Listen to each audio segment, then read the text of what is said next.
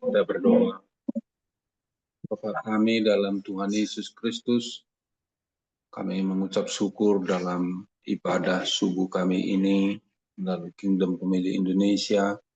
Kami bisa bersama-sama bangun di pagi hari ini untuk merenungkan kebenaran firman Tuhan, keluarga yang membangun relasi dengan Allah dalam ketaatan beribadah. Kami yakin Tuhan melalui ibadah subuh Kingdom Pemilih Indonesia ini, supaya kami Tuhan semakin percaya Tuhan yang berkuasa dalam hidup kami, dalam keluarga kami, dan kami bisa terus-menerus menggenerasikan iman kami kepada anak-anak kami dan juga seisi rumah kami. Terima kasih Bapa, kami akan membaca, merenungkan firman-Mu. Roh Kuduslah yang memenuhi kami, sehingga kami bisa berbicara seturut dengan apa yang Tuhan kehendaki dalam hidup kami. Terpujilah Engkau Bapa, dalam nama Tuhan Yesus kami berdoa dan mengucap syukur. Amin. Saudara-saudari, renungan firman Tuhan dalam ibadah subuh kita saat ini kami ambil dari Kisah Para Rasul 10 ayat 1 sampai ayat yang ke-8. Ditambah dengan Mazmur 112, tapi kami akan membacakan hanya Kisah Para Rasul 10 ini, tapi dalam pembahasan nanti kami akan membahas juga Mazmur 112. Petrus dan Kornelius. Di Kaisarea ada seorang laki-laki yang bernama Kornelius, seorang perwira dari batalion yang disebut Batalion Italia. Ia saleh, ia beserta seisi rumahnya takut akan Allah, dan ia memberi banyak sedekah kepada umat Yahudi dan senantiasa berdoa kepada Allah. Dalam suatu penglihatan kira-kira jam 3 petang, ia melihat dengan jelas seorang malaikat Allah masuk ke rumahnya dan berkata kepadanya, "Kornelius." Ia menatap malaikat itu dan dengan takut ia berkata, "Ada apa Tuhan?" Jawab malaikat itu kepadanya, "Semua doamu dan sedekahmu telah naik ke hadirat Allah, dan Allah mengingat engkau. Sekarang suruhlah beberapa orang ke Yope untuk memanggil seorang yang bernama Simon, yang disebut juga Petrus. Ia menumpang di rumah seorang penyamak kulit bernama Simon yang tinggal di tepi laut." Setelah malaikat yang berbicara kepadanya itu meninggalkan dia, dipanggilnya dua orang hambanya beserta seorang prajurit yang saleh dari orang-orang yang selalu bersama dia. Sesudah ia menjelaskan segala sesuatu kepada mereka, ia menyuruh mereka ke Yope. Sedemikian jauh firman Tuhan yang akan kita renungkan dalam ibadah pagi kita ini, sebagaimana dengan tema kita dalam tema bulanan ini, keluarga yang membangun relasi dengan Allah dalam ketaatan beribadah. Saya sangat senang mengangkat tokoh keluarga Cornelius ini, yang pada saat itu ia adalah seorang perwira tinggi Italia, Romawi, tetapi dia sebagaimana dalam pembacaan firman Tuhan tadi, seisi rumahnya takut akan Allah. Ini yang mau kita lihat lebih dalam. Seisi rumahnya takut akan Allah dan juga bersedekah kepada orang-orang lain dan juga kepada orang Yahudi. Yang sebetulnya ya orang-orang non-Yahudi itu kurang bagus hubungannya dengan Yahudi begitu. Dan ketika pun kalau mau masuk jadi agama Yahudi, dia harus menjalani proselit, yaitu proses pembaptisan di dalam agama Yahudi, saudara-saudari. Tetapi Cornelius ini, walaupun dia belum masuk seutuhnya menjadi agama Yahudi ataupun agama Israel, tapi dia meyakini bahwasannya kuasa Allah, Allah yang disembah oleh orang Israel itu adalah Allah monoteisme. Dia yakin dengan itu. Dia hidupi dengan itu, baik di dalam doa-doanya, demikian juga dalam kesehariannya. Dan itu juga bisa kita lihat nanti bahwasannya itu berdampak di dalam keluarganya. Seisi rumahnya juga diajak untuk berdoa dan juga bersedekah, membantu orang lain. Lalu dalam Mazmur 112 nanti kita akan bisa melihat bagaimana orang yang takut akan Tuhan itu yakin akan kehidupannya begitu. Dan juga bagaimana menggenerasikan untuk ke generasi selanjutnya. Jadi diceritakan di situ anaknya dan bahkan cucunya akan terus setia kepada Tuhan. Saudara-saudari,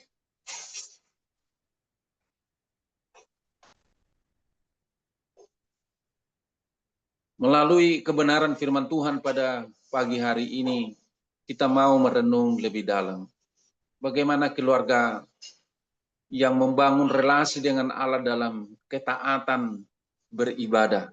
Kita memberi perhatian kita kepada keluarga Cornelius dan juga nantinya dengan Mazmur 112 itu, sehingga kita betul-betul mau menjadi keluarga yang mau beribadah, memiliki relasi dengan Allah dengan sungguh-sungguh. Bagaimana ini bisa kita praktekkan di dalam keluarga kita masing-masing. Kita bisa belajar dari keluarga Cornelius dan begitu juga nantinya dengan Mazmur 112 itu. Saudara-saudari, kita sangat senang dengan ibadah pagi kita ini. Ini untuk meneladani Tuhan Yesus di pagi-pagi yang benar. Dia berdoa lebih dahulu sehingga tahu apa yang menjadi skala prioritas yang mau dikerjakan di dalam kehidupannya ketika dia berinkarnasi menjadi manusia. Itu kita bisa baca dalam Markus 1 ayat yang ke-35 sampai ke-39. Saudara-saudari, ini kita bisa belajar dari kisah Cornelius ini, model kesalehan keluarga seorang perwira Romawi, tapi dia takut akan Allah. Jadi dia sebetulnya diperhadapkan dengan politeisme ataupun paganisme pada masa itu, tapi dia lebih memilih takut kepada Allah. Good fear. Good fear ini maksudnya good fear ini bagaimana dia betul-betul hanya takut kepada Allah saja gitu. Tidak ada yang lain sesuai dengan titah pertama itu, jangan ada padamu Allah lain. Dia betul-betul yakin dengan itu. Dia seorang perwira yang sangat saleh. Keluarganya juga keluarga yang membawa berkat.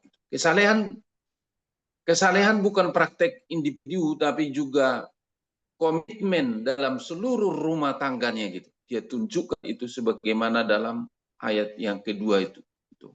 Inisiatif ilahi membalas kesalehan tulus dalam keluarga Cornelius, sebagaimana di dalam pembacaan firman Tuhan tadi, bagaimana keluarga itu didatangi oleh malaikat Tuhan, messengernya Tuhan. Ini mau kita pelajari orang yang saleh dan takut akan Allah bersama dengan seluruh isi rumahnya.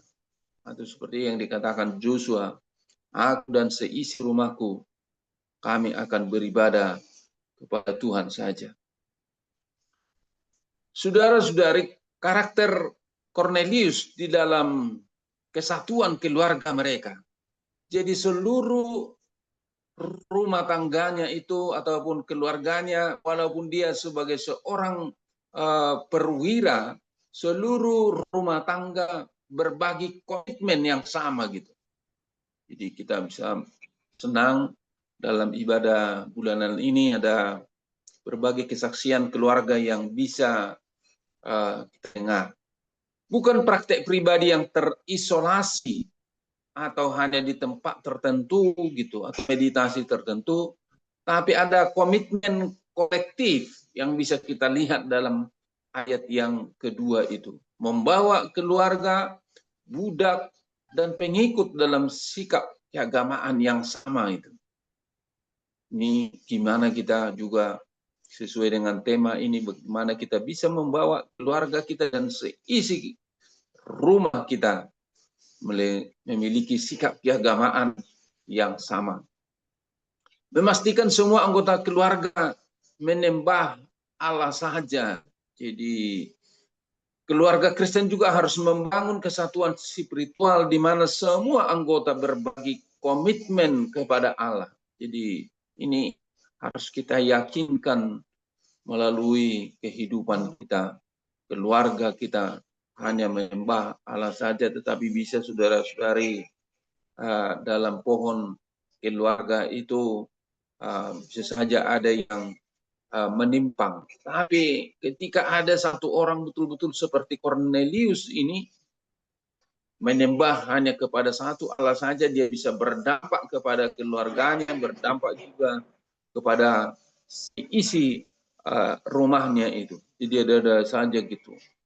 Ketika kita pun berupaya untuk menunjukkan Allah yang kita sembah itu di tengah-tengah keluarga, ya keluarga bisa juga kita lihat mulai dari juga orang tua kita, abang adik, dan juga di atasnya juga neneknya, dan juga sampai di atas lagi gitu.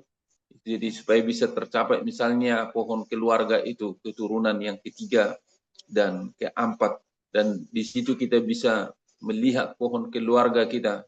Kalau kita sadari misalnya seperti dalam kitab Keluaran itu ataupun apa yang dikatakan dalam titah itu, ketika orang menjauhkan diri dari Tuhan Allah atau melakukan penyembahan-penyembahan yang lain, bisa berdampak kepada keturunan ketiga dan keempat bagi yang membenci Allah. Tapi disambung lagi betapa besarnya kasihku, bahkan beribu-ribu kepada orang yang mencintai aku. Kalau dibalas dengan kasih yang betul-betul, saudara-saudari keluarga itu menjadi keluarga yang menyembah Allah saja. Dan juga bisa kita mendengarkan firman Tuhan yang pernah disampaikan oleh Pak Robert Tarikan, bahwasanya di dalam keluarga itu harus yakin segala dosa nenek moyang kita, orang tua kita sudah selesai ditebus oleh darah Yesus Kristus, bukan dengan emas dan perak, tetapi dengan darahnya yang kudus. Jadi bagaimana kita sampai kepada keyakinan itu, bahwasanya Allah sudah menyelesaikan segala dosa-dosa kita dan bahkan keluarga kita. Kita harus yakin di situ. Kalaupun ada dari keluarga kita yang menyimpang itu, tapi kita punya keyakinan sudah selesai dengan itu. Jadi tidak ada lagi kita berkata ini oleh karena dosa nenek moyang, ini oleh karena orang tua, tapi kita yang sudah percaya, sudah sampai kepada pemahaman bahwasannya segala dosa-dosa di tengah-tengah keluarga kita, pohon keluarga kita sudah ditebus oleh darah Kristus. Kalaupun ada yang menyimpang, itu urusannya masing-masing lah, kan begitu. Jadi keluarga kita harus membangun kesatuan spiritual di mana semua anggota keluarga berbagi komitmen kepada Allah. Saudara-saudari, kita bisa melihat pertama apa yang dilakukan oleh Cornelius itu. Dia adalah orang yang tekun dalam doa. Jadi ada jam-jam doa di tengah-tengah orang Yahudi itu, dan pada doa yang konsisten yang dia ikuti itu pada jam 3 sore lah, waktu doa Yahudi. Disitulah dia merasakan seperti dia dikunjungi oleh malaikat Tuhan. Dia senantiasa berdoa kepada Allah. Dia menos tu teu dia pantos. Artinya dia betul-betul berdoa dengan tulus kepada Allah saja. Gitu. Ketaatannya segera tanpa ragu saat menerima visi dari malaikat Allah itu. Saya bacakan lagi saudara-saudari, ayat 4 dikatakan seperti ini. Ia menatap malaikat itu dan dengan takut ia berkata, "Ada apa Tuhan?" Jawab malaikat itu kepadanya, "Semua doamu dan sedekahmu telah naik ke hadirat Allah, dan Allah mengingat engkau. Sekarang suruhlah beberapa orang ke Yope untuk memanggil seorang yang bernama Simon, yang disebut juga Petrus." Jadi saudara-saudari, dia fokus kepada kehendak Allah, bukan keraguan manusia. Ini menjadi suatu yang bisa kita praktekkan dalam kehidupan kita, bagaimana prioritas yang tertinggi pada doa yang konsisten dan ketaatan yang segera, yang juga kita harus melawan segala keinginan daging kita. Kita yakin akan kasih Allah selalu bersama-sama dengan kita di dalam kehidupan ini. Ini saudara-saudari, bagaimana kehidupan berdoa ini dan ketaatan ini yang pernah juga disampaikan oleh Pak Raples. Taat itu Tuhan berfirman, "Aku mendengar, aku melakukan bagianku, dan Tuhan melakukan bagiannya." Ini jadi kita fokus kepada kehendak Allah, bukan kepada keraguan manusia. Prioritas yang tertinggi pada doa adalah konsisten dan ketaatan yang segera. Artinya kita menjadi orang yang tetaplah berdoa, kata Rasul Paulus di dalam 1 Tesalonika 5 ayat yang ke-17. Jadi bagaimana saudara-saudari prioritas tertinggi pada doa yang konsisten, yang terus-menerus kita ikuti dalam ritme perjalanan kehidupan kita. Ada seorang pendeta yang membuat alarm gitu. Jadi saat dia berceramah, lalu alarmnya itu bunyi, dia sampaikan, "Dalam keluarga kami ada doa setiap 3 jam. Dan alarm ini berbunyi untuk mengingatkan saya berdoa dalam keluarga kami." Dia berdoa dulu gitu. Hanya sekitar 1-2 menit. Lalu dia lanjutkan lagi ceramahnya itu. Ada yang seperti itu. Dan juga kalau kita lihat pun dalam praktek doa Yahudi itu yang pernah juga kita dalami, ada yang berdoa di pagi-pagi subuh begitu. Ada yang berdoa di pagi-pagi yang benar, dan juga jam 9, jam 12, jam 3, jam 6 sore. Dan ini ketika Cornelius ini berdoa di jam 3 sore, disitulah itu mendapatkan, dia rasakan gitu. Kita tidak, apakah ini perjumpaan secara langsung ataupun melalui batinia, perjumpaan itu dengan hadirat Tuhan melalui kehadiran malaikat Tuhan, bahwasanya doanya dan persembahannya sudah didengar oleh Tuhan. Saudara-saudari, ada di dalam ibadah itu ibadah yang vertikal dan horizontal. Dalam doa kepada Allah vertikal dan sedekah kepada sesama. Jadi berdoa itu, doa dan sedekahmu telah naik sebagai peringatan di hadapan Allah. Lalu saudara-saudari, ada juga di situ horizontalnya, kedermawanan lintas batas etnis dan budaya. Dia bukan orang Yahudi, tetapi dia memberi perhatian lintas batas etnis dan budaya ini kepada orang-orang Yahudi.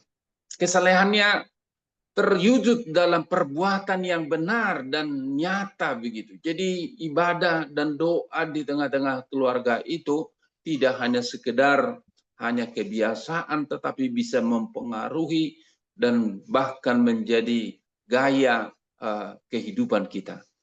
Jadi ibadah autentik selalu menghasilkan tindakan kasih konkret. Jadi tidak hanya sekedar vertikal, tapi juga harus ada praktek horizontalnya. Ini saudara-saudari kita bisa belajar dari Cornelius, orang asing ini yang di luar Yahudi, tapi dia sudah yakin dengan Allah yang disembah oleh orang Yahudi itu.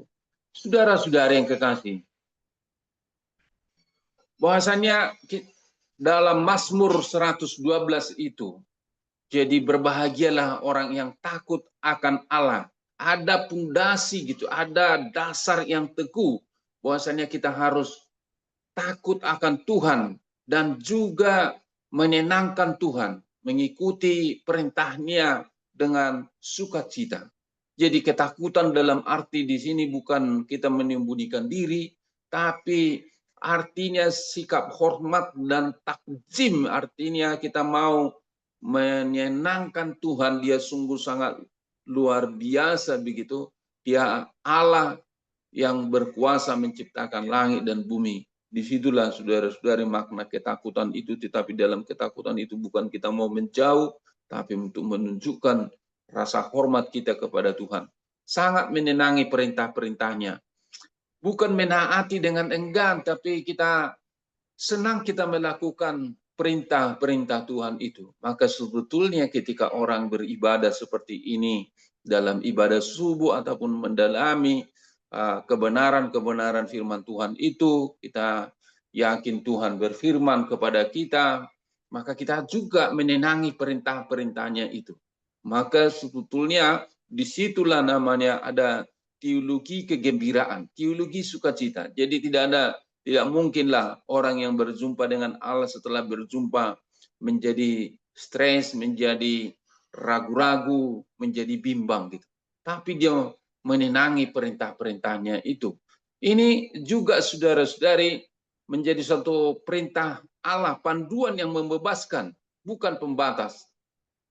Kita juga mau menekankan dalam keluarga itu adanya kebebasan, kemerdekaan yang dimana Tuhan bisa terus-menerus bisa mengubah keluarga kita itu.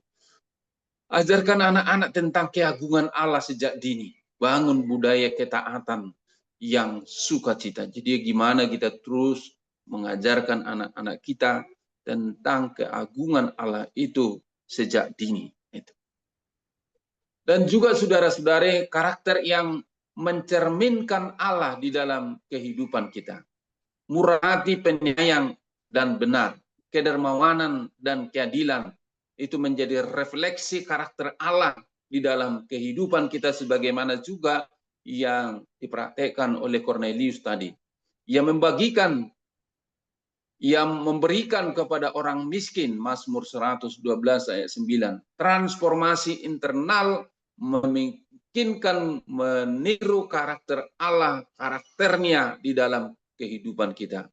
Orang tua menjadi teladan dalam kemurahan hati, belas kasihan, dan kebenaran. Ini juga mau mengingatkan kita bahwasannya bukan oleh karena intonasi suara bisa mengubah orang lain, atau oleh karena kata-kata, tetapi yang lebih banyak mengubah kehidupan manusia itu adalah keteladanan kehidupan yang bisa dilihat, yang bisa ditiru, yang bisa dicontoh di tengah-tengah keluarga kita. Jadi di situ tidak otoritas, tidak ada pemaksaan, tetapi betul-betul keluarga itu menikmati hubungan dengan Allah secara vertikal dan horizontal begitu. Stabilitas keluarga di tengah-tengah kesulitan. Jadi apa yang dikatakan dalam Mazmur 112 ayat 6 sampai 7, pastilah di tengah-tengah keluarga kita tidak ada yang tamat dalam berkeluarga itu kata orang tua. Artinya kita terus-menerus belajar di tengah-tengah keluarga itu. Di tengah-tengah kesulitan tidak akan pernah goyah, hatinya teguh dan percaya kepada Tuhan gitu. Tidak takut pada kabar buruk karena mempercayai rencana Allah. Jadi ketika kita mendengarkan kabar buruk dari negeri kita ini, dari tetangga, dari mana-mana pun, tidak membuat kita menjadi suatu ketakutan, tetapi kita mempercayai ada rencana Allah gitu. Terang akan terbit bagi orang benar dalam kegelapan, dalam di tengah-tengah kesulitan itu, pasti yakin saudara-saudari bahwasannya akan ada jalan keluar, semuanya akan indah pada waktunya. Ada pondasi yang kokoh. Jadi bukan pondasi yang kokoh itu dari eksternal gitu. Maka ada yang mengatakan ketika Indonesia kita ini mau berubah, bukan dari faktor luar yang harus mengubah lebih dahulu lebih dalam, tapi dari dalam dirinya yang kokoh itu, yaitu lewat ketaatannya kepada Tuhan yang bisa mempengaruhi kepada hatinya, mempengaruhi kepada jiwanya, mempengaruhi kepada akal budinya, lalu dia bisa mempraktekkan keluar. Itulah maksudnya di sini, pondasi internal yang kokoh, bukan keadaan eksternal. Hadapilah kesulitan dengan kepercayaan, bukan kepanikan. Berkumpul dalam doa saat krisis. Jadi saat kita menghadapi kesulitan, kita hadapi dengan keyakinan, bukan dengan kepanikan. Jadi terkadang ketika datang kesulitan itu bahwasanya ya kita bisa panik gitu, atau kita bisa berpikir yang lain-lain, ataukah ada jalan keluar dari situasi kesulitan ini. Tapi sebetulnya saudara-saudari, sangat bagus juga sebetulnya kesulitan, tantangan di tengah-tengah kehidupan orang percaya itu dalam rangka untuk mengetahui jalan-jalan Tuhan itu. Jadi lewat kesulitan itu nih gitu, lewat pengalaman dalam pencobaan itu nih kita mengetahui lebih dalam akan jalan-jalan Tuhan. Maka saudara-saudari, orang yang sudah percaya itu betul-betul tidak takut pada kabar buruk karena mempercayai rencana Allah di dalamnya begitu. Jadi ini saudara-saudari menjadi satu pembelajaran bagi kita di pagi hari ini, bagaimana kita betul-betul percaya, bukan panik saat kita menghadapi hal-hal yang krisis ataupun yang sangat sulit sekalipun dalam kehidupan ini. Ini menjadi stabilitas keluarga kita akan berjalan dengan baik. Saat kita menghadapi hal-hal yang sulit, kita tidak takut akan kabar buruk, dan kita yakin akan rencana Allah. Pastilah rencana Allah membawa damai sejahtera. Pastilah rencana Allah membawa sukacita. Jadi kita bisa tenang di tengah-tengah badai. Aman di dalam ketidaknyamanan. Ini stabilitas keluarga di tengah kesulitan. Bagaimana kita bisa aman di tengah-tengah ketidaknyamanan? Itulah sebetulnya yang beriman itu. Di dalam keluarga pun pasti banyak tantangan, banyak badai kesulitan. Tapi ketika sudah stabil keluarga kita gitu, kita tidak takut pada kabar buruk karena kita mempercayai ada rencana Allah di dalam keluarga kita berjalan. Saudara-saudari, generasi iman, warisan iman bagi generasi berikutnya. Bagaimana kita bisa menggenerasikan kekristenan kita ini dengan baik, sehingga apa yang dikatakan dalam Mazmur 112 ayat 1 sampai 2 dikatakan di situ, keturunannya akan perkasa di bumi, kebenaran tetap ada untuk selama-lamanya. Jadi bagaimana berkat Abraham itu berlaku juga di dalam kehidupan kita. Jadi misalnya sangat menarik ketika kita misalnya membaca Matius 1 ayat 1 sampai 25 itu, keturunan demi keturunan mulai dari Abraham sampai kepada Daud, dari Daud sampai kepada kelahiran Yesus Kristus diceritakan di situ ada 42 generasi gitu. Jadi keturunannya akan perkasa di bumi. Jadi kalau kita lihat terus perjalanan rencana Allah itu, berkat Allah yang sudah diterima oleh Abraham itu, aku akan menjadikan keturunanmu seperti bintang di langit dan juga pasir di tepi laut, akan terus itu berjalan gitu. Berkat yang diterima oleh Abraham itu ketika kita membaca di dalam silsilah Tuhan Yesus dalam Matius 1 ayat 18 sampai 25. Jadi keturunannya akan perkasa di bumi.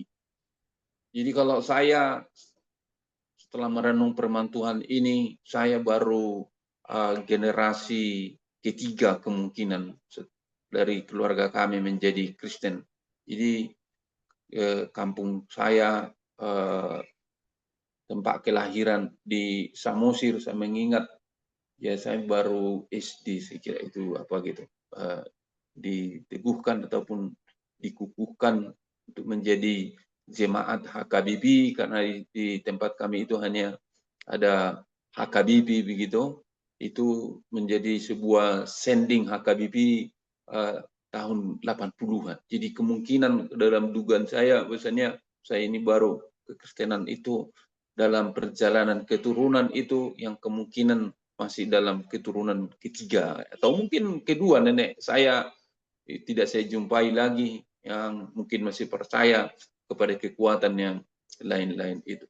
Tapi ketika kita percaya gitu, bagaimana kita bisa wariskan iman dan generasi sebagaimana yang diwariskan dari Abraham, Ishak, Yakub, dan juga sampai kepada Daud, sampai kepada Tuhan Yesus Kristus begitu. Itu menjadi suatu pembelajaran bagi kita. Keturunannya akan perkasa di bumi. Kebenaran tetap ada untuk selama-lamanya. Berkat bukan hanya materi, tetapi keberlangsungan iman dan karakter di tengah-tengah keluarga kita. Warisan spiritual lebih berharga dari warisan materi. Mari kita lihat dalam perjalanan kehidupan kita, manakah yang didahulukan sekarang ini di tengah-tengah gereja kita. Apakah sebetulnya material ataupun hal-hal yang duniawi baru masuk kepada hal-hal surgawi? Atau memang sudah betul-betul hal-hal surgawi itu menguasai hal-hal yang duniawi gitu.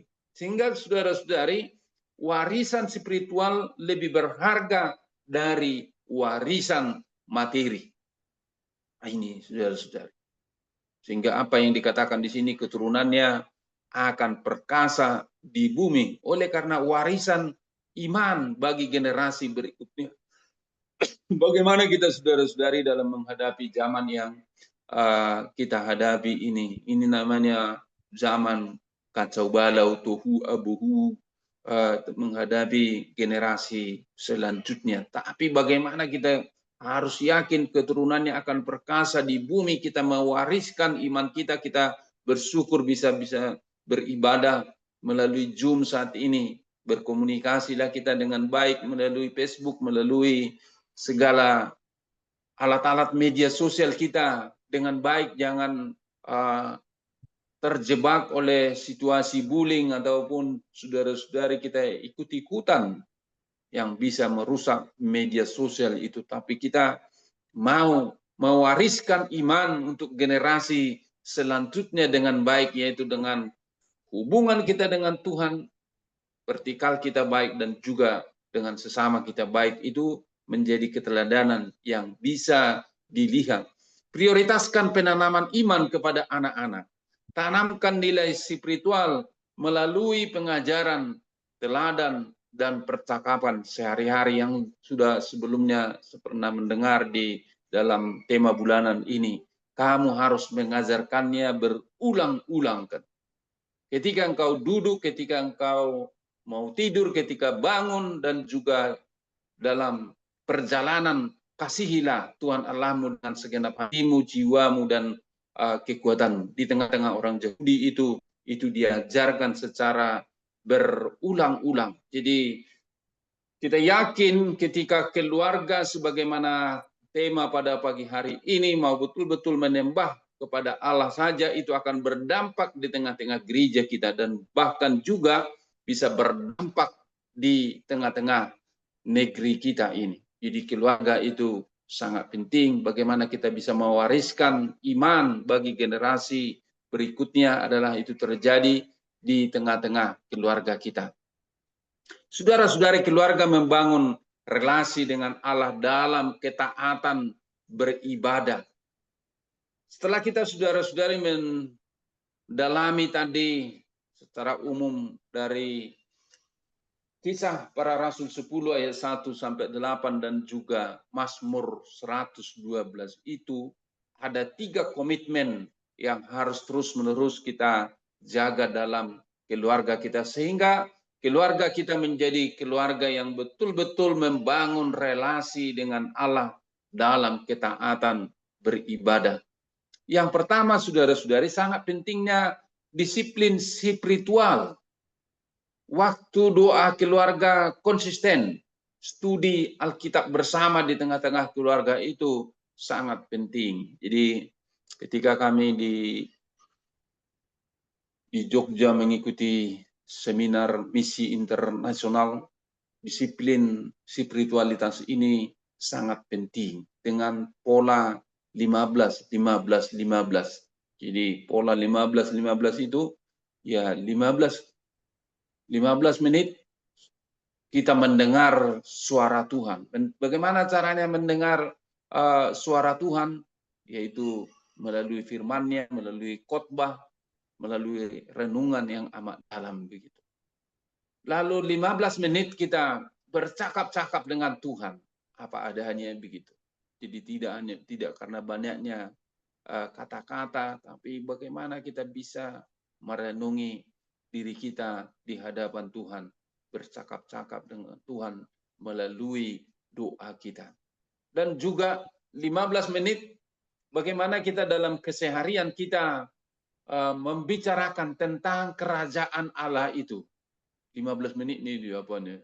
Targetnya itu mendorong kita dengan model 15-15-15 itu bagaimana kita bisa secara terus-menerus memberitakan kerajaan Allah di tengah-tengah dunia ini.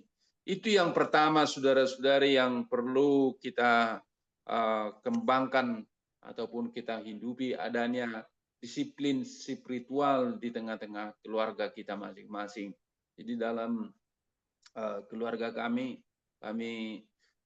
setiap harinya ya ada ibadah setiap jam 6 sore gitu. Kita berkumpul. Sekarang kami ada 4 di rumah ini, anak saya 2 dan juga ada anak ataupun baru saya. Jadi tiap-tiap sore kita lakukan membaca firman Tuhan. Jadi sekarang sudah putaran yang ke-9 saya membaca firman Tuhan. Anak-anak saya sudah putaran yang ke-8. Ya walaupun mungkin belum dipahami sepenuhnya, dibaca,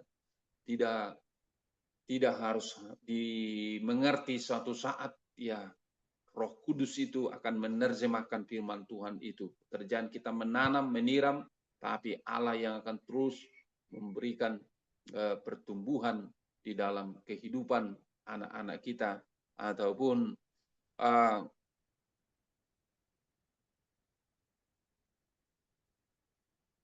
kekristenan kita itu adalah menjadi keluarga yang konsisten selalu menjalankan disiplin pemuritan di tengah-tengah keluarga kita. Jadi ada di salah satu grup yang kami ikuti dari Singapura, bagaimana kita melakukan pemuritan di dalam zaman yang kita hadapi ini. Jadi kita harus ada disiplin spiritual yang amat dalam. Disitulah terjadi proses pemuritan itu. Lalu yang kedua, saudara-saudari, karakter yang ilahi. Jadi saat kita memiliki hubungan yang vertikal dengan Tuhan, maka praktek kemurahan hati, belas kasihan, keadilan dalam keluarga, sebagaimana yang juga dikatakan dalam Mazmur 112 dan Kisah Para Rasul 10 tadi, itu harus dia balance dia. Jadi percuma kita mengatakan kita mengasihi Allah kalau tidak nyata di dalam horizontal kita. Itu tadi bisa kita lihat di dalam 2 pembacaan firman Tuhan dari Kisah 10 dan Mazmur 112 itu. Karakter ilahi itu yaitu hendaklah kamu murah hati sama seperti Bapamu adalah murah hati. Itu menjadi jati diri kita. Itu menjadi gaya ataupun habitus kita dalam kehidupan ini, yaitu karakter yang ilahi itu. Yang ketiga, saudara-saudari, adalah warisan iman. Warisan iman, mari kita secara terus-menerus mengajarkan anak-anak takut akan Tuhan. Libatkanlah dalam tindakan kasih. Jadi kembali ketika kami mengikuti seminar 3 hari itu, ada yang dari Malaysia mengatakan zaman ini sebetulnya zaman yang sangat sulit bagi kita, sangat zaman yang kacau balau. Tapi apa yang bisa kita lakukan hanya dengan kita datang kembali kepada Tuhan, takut akan Tuhan, kita setara terus-menerus kita bisa menjadi teladan di tengah-tengah kehidupan ini. Bahwasanya kita mengasihi Tuhan dan juga mengasihi sesama manusia, tidak mengandalkan kemampuan sendiri. Itu waktu itu menjadi sebuah kesimpulan yang berarti dalam percakapan yang cukup panjang gitu. Evaluasi diri, apakah keluarga kita membangun fondasi spiritual yang kokoh dalam zaman kita yang kita hadapi saat ini. Jadi tidak hanya dalam rutinitas ibadah minggu ataupun perkumpulan evangelisasi, kelompok sel, atau juga ibadah seksi-seksi gitu, ada persekutuan kaum bapak, ada persekutuan sekolah minggu, persekutuan kaum ibu, persekutuan remaja. Tapi yang sangat penting, keluarga kita harus membangun fondasi spiritual yang kokoh sebagaimana yang terjadi di tengah-tengah orang Yahudi itu. Mengajarkan berulang-ulang ketika engkau duduk, bangun, dan dalam perjalanan kasihilah Tuhan Allahmu. Jadi betapa pentingnya keluarga yang membangun relasi dengan Allah itu dalam ketaatan beribadah. Apakah kita mengembangkan karakter yang mencerminkan kasih Allah itu dalam kehidupan keseharian kita? Karakter Allah itu tadi, hendaklah kamu murah hati sama seperti Bapamu adalah murah hati. Kita mau menunjukkan hidup yang adil, hidup yang benar dalam perjalanan kehidupan kita. Apakah kita menanamkan warisan iman bagi generasi berikutnya? Wariskanlah iman, bukan materi gitu. Bisa juga materi, tetapi harus lebih kuat iman yang harus kita wariskan bagi generasi selanjutnya. Tuhan memberkati kita, biarlah melalui firman Tuhan ini, keluarga yang membangun relasi dengan Allah dalam ketaatan beribadah, keluarga kita menjadi keluarga yang taat, yang disiplin, dan mau mengasihi Tuhan. Dengan sepenuh hati kita berdoa. Bapa kami dalam Tuhan Yesus Kristus, hamba-Mu sudah selesai menaburkan kebenaran firman-Mu dalam ibadah subuh Kingdom Pemilih Indonesia, tapi Tuhan terus-menerus menumbuhkannya dan berkembang di dalam kehidupan kami menjadi seperti benih di dalam keluarga kami masing-masing. Benih yang bertumbuh dan menjadi besar, yang bisa menghasilkan buah 30, 60, dan bahkan pun 100 kali lipat ketika kami terus menabur dan menanam kebenaran firman-Mu. Terima kasih Bapa. Dalam nama Tuhan Yesus Kristus kami berdoa dan mengucap syukur. Amin.